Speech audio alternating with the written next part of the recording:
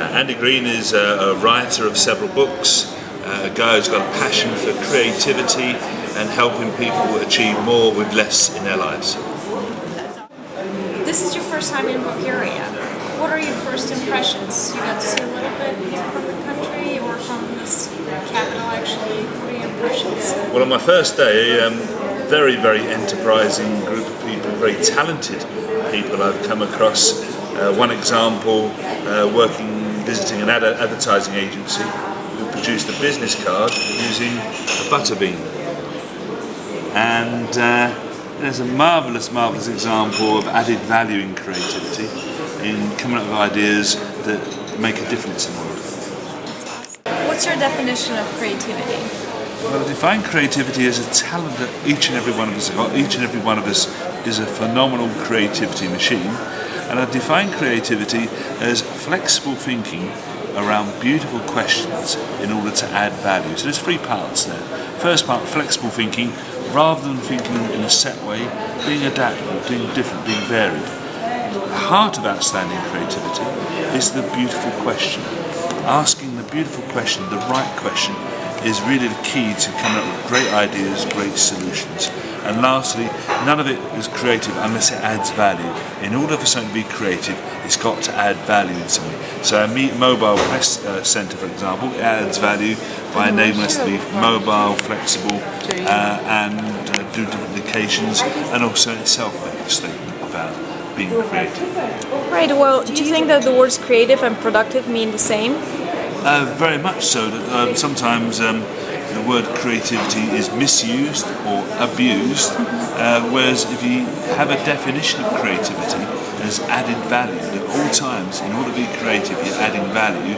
Therefore, well, it's not just creativity and being productive, it's being even more. What does an idea need to actually come to life, to materialize? It's got to add value, and an idea can exist as a concept, so as a notion, an idea someone has, a philosophical concept, to a concrete, delivered solution that is clearly evident and you can see and touch and feel. So there's a whole spectrum there, but as long as you add value to the journey, whether it's a concept or a ready, realised product, that's what creativity is about. How many ideas have to die before the big idea is born? Well, I'm a great believer that there's no such thing necessarily as the big idea. Because if you're looking at being creative, coming up with ideas, if you say at the outset, we need a big idea, that is the worst unhelpful thing you can have in journey. You need to realise that you need to generate many ideas from which will emerge, will cook, will grow, will nurture some ideas which can be a big idea, an added value idea. I invented a word in England called idea poo. The word poo in England is slang for what comes out of a baby's bottom. And really, idea poo is that you need to have a tolerance that out of a lot of the ideas you generate, a lot of them will be poo. Not very good, but you need to accept those ideas because every idea is a stepping stone to a potential solution. So therefore, no matter how small or crazy even, at whatever end extreme, every idea is a stepping stone. As soon as you start saying we need a big idea, it stops people making incremental journeys, steps to the next way forward and coming up with an idea. It takes the energy, the passion, the drive out of the cooking up of ideas. And here's a question we have from our Facebook fan. Well, your Facebook fan. Our collective Facebook fan. Yes. What do you think about brainstorming? Well, brainstorming has two meanings.